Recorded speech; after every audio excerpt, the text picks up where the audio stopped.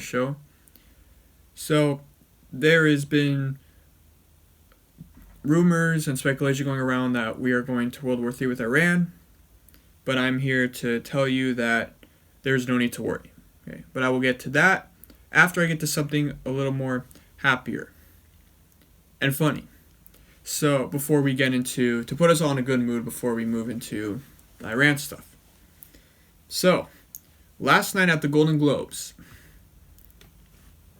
something amazing happened. Okay, Ricky Gervais gave a amazing opening monologue speech at the Golden Globes, and he shredded the Hollywood left-wing commies to shreds.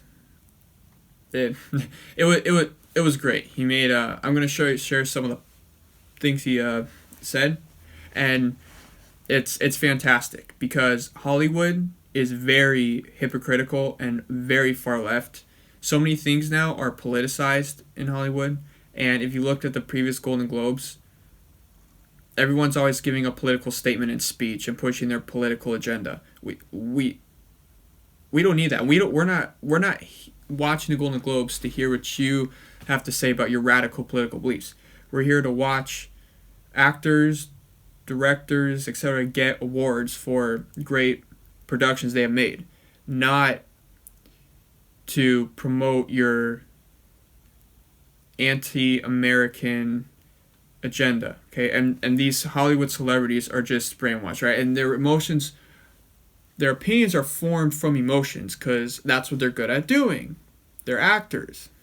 Okay, and now their opinions are formed on political, and they think they're these magical, these scientists who know everything about climate change. Right? They don't know nothing about climate change. They don't know anything about climate change. The only thing they know about climate change is what Greta Thunberg tells them. So it's, and these people are anti-gun, right? Anti-climate change. Ironically, they have armed guards with them, and they lived in gated communities, and they're on their cool private jets across the country, and they fly on planes across the world to go film or shoot something, or then they take cars and limousines, which are producing CO2 that they care about so much, into the atmosphere. It doesn't get any more hypocritical than this, and Ricky Gervais does such a great job of pointing this out. So I'm going to show you the part where he actually makes an Epstein didn't kill himself joke, and this was great. I laughed at this, and the audience's reaction was just great too. Take a look. Spoiler alert, season 2 is on the way, so in the end, he obviously didn't kill himself. Just like Jeffrey Epstein. Shut up!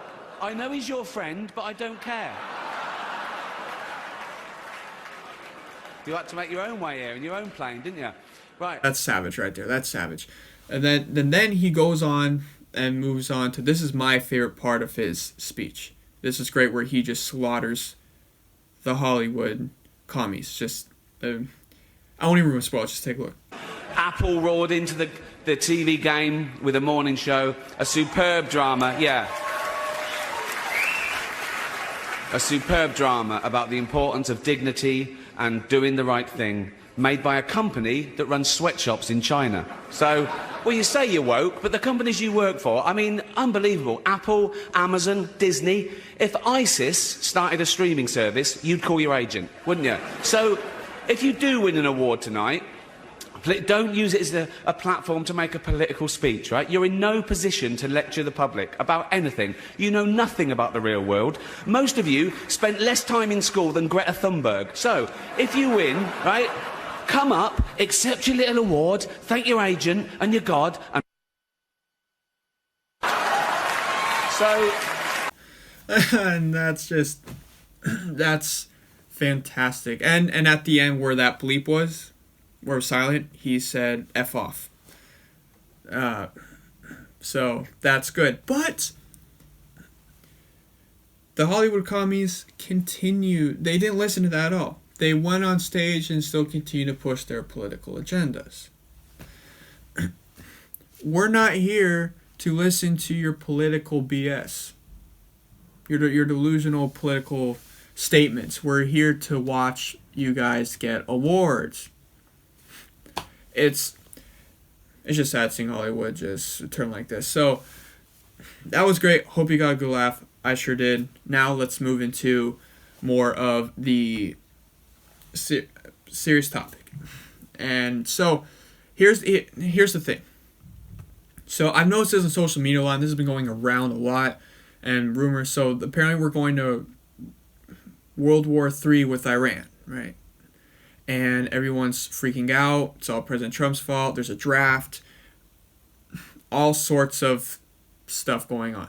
And there's so many memes people keep posting about it, and people are believing this. It's what the Democrats are telling everybody. And then all I see are memes of World War III. So some are actually the memes that some they're actually posting are kind of funny, but it's still dumb. We're not going to World War III with Iran. So I just and a lot of people don't know why we did what we did in Iran, bombed Iran in the first place. So what basically we did is the State Department released a statement saying that basically Trump ordered the strike because the Iranian General Soleimani was actively developing plans to attack American diplomats and service members in Iraq and throughout the region. And it's Americans first. We're not going to have that. So he did. He ordered the strike and killed killed Soleimani, who is literally like the worst human being on planet Earth. And he also killed killing that was militia commander Abu Mahdi al-Muhandis. And they were the two terrorist leaders who were killed. And Soleimani is this terrible human piece of scum. Okay, he is responsible for the deaths of hundreds and hundreds of Americans, over 600 Americans. The State Department actually released something saying how he was responsible for 17% of American deaths in Iraq. He murdered his own citizens. He directed Assad's genocide. Okay, he murdered hundreds of thousands of Americans, like I mentioned. He planned attacks on our embassy, and he was planning to kill more Americans. He is also responsible for the war in Yemen. Okay, he is responsible for planning terrorist attacks. He is responsible for, and he's directly responsible for arming, funding, and training proxy groups in Syria, Lebanon, Yemen, and Afghanistan, elsewhere. And these operations of proxy groups have led out to cause deaths of many Americans and many innocent citizens, and that it increases conflict throughout the Middle East and the world. And and people who are suffering from this are innocent men, women, and children.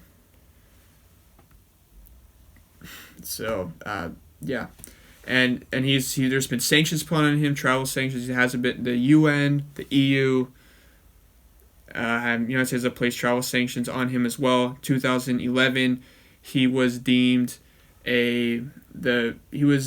as a Tier 1 terrorist as part of the State Department of State as a foreign terrorist organization. Okay, he is under Executive Order 13224. He was especially designated global terrorist in 2011. So, and there's so much more. He's responsible for funding and giving missiles to Hamas, who are running the Gaza Strip right now in Israel. He's responsible, like I said, funding for all these terrorist groups as well. He's a terrible person, terrible person, and the left is sympathizing with terrorists rather than Americans, right? And what we did here is we showed deterrence that was lost on the Obama administration, right? Basically saying, you screw with us, we screw with you, and you're going to be screwed. And that was good that we did that. Under the Obama administration, what he did, and he basically bribed the Iranians basically bribed terrorists to not bomb us. We shipped $150 billion over to Iran as a part of the Iran nuclear deal, which was a huge disaster. One of the many things terrible about Obama's terrible presidency. I think foreign policy was probably his worst, one of his worst. Very hypocritical with that, from that standpoint. And, you know, you're not going to show deterrence by giving other people money. That's more of appeasement. What we're doing here, rather than appeasement, we want deterrence. Okay, and using deadly force as a deterrent. Using deadly force is a great way of deterrence. So that was good, and I don't see the left or Democrats flipping out about, you know, back when Obama dropped 26,000 bombs on the Middle East. 2,800 of those were without congressional approval, and people are, you know, saying that President Trump did this without any approval from congressional approval, which, and in this case, he did not need any approval. So it's dumb, and why the left keep attacking the president for killing a terrorist. Literally the worst person on planet Earth, killing him. Shouldn't you be happy, cheering? Okay, and then here's the thing. Of course, we all know the lovely congresswoman who sides with terrorists. I don't really have to say her name. We all know, but it's Ilhan Omar. Okay, she sided with terrorists in the past. Right, this is a person who advocated for leniency and compassion in the sentencing of two men who were being arrested for and convicted of trying to join ICE. She called for a senior Muslim Brotherhood member to be released from jail in Egypt. She voted against a bill that allowed insurance companies to deny life insurance payouts to terrorist families. Okay, she denied that. And her and Rashid Tlaib, right? We all know her as well. They plan to meet with terror planning organizations, and one that even promoted neo-Nazi screed when they went on their Palestine trip. And yeah. So anyways, but Ilhan Omar tweeted out this. Quote, "So what if Trump wants war? Knows this leads to war and needs a distraction. Real question is, will those with congressional authority step in and stop him? I know I will." And I just explained to you, why she wants to stop him. And the media keep attacking President Trump for doing this good thing. And yeah. So anyways, as far as the World War III thing, this has scared so many people. Okay. But really the reality of it all is that, so the Iran was saying they were threatening attacks against the U.S. They're going to come after us in retaliation, etc. Okay, well, all the hype and the anger has actually de-escalated in the past 24 hours. So the Iran strategy, right, was shifted from, we're going to go commit acts of violence, and now they're actually going to go and try to pursue politics ends in Iraq. And they basically want to get American troops out of Iraq and then give Iran another foothold in the Middle East. And you're going to see retaliation, most likely probably on Saudi targets. I mean, and we all know if the U.S. does go to war with Iran, which it won't, but even if they did, and Iran knows this too, that they're going to get destroyed. Because we have the most amazing and powerful military in the history of the entire world. Okay, back-to-back World War champs, as I like to say. So Iran doesn't want to go to war with us. They don't.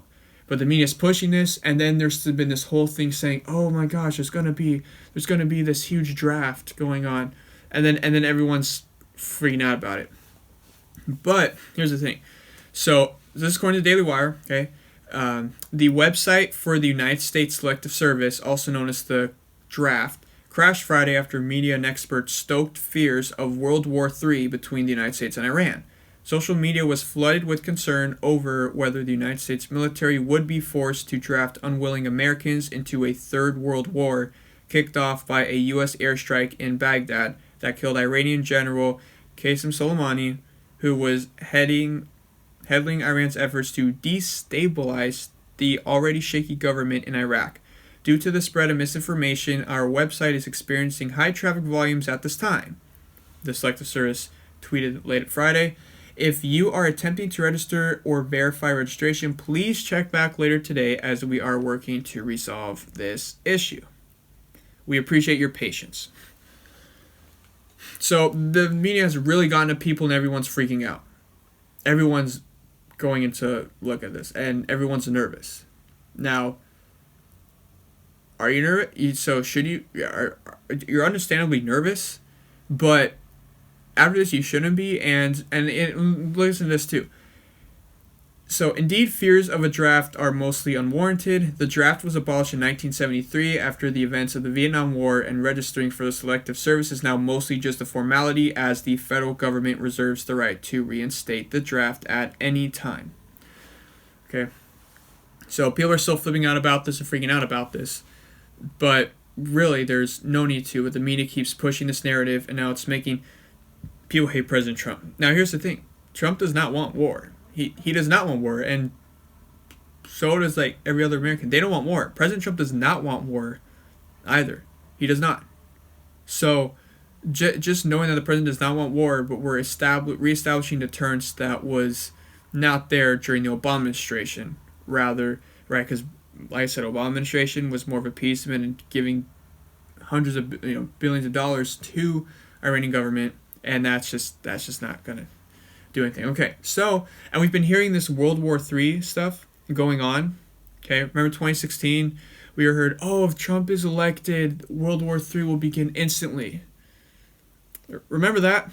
Then 2017, Trump called King Jong-un Rocket Man, and then oh my gosh, World War III is going to happen.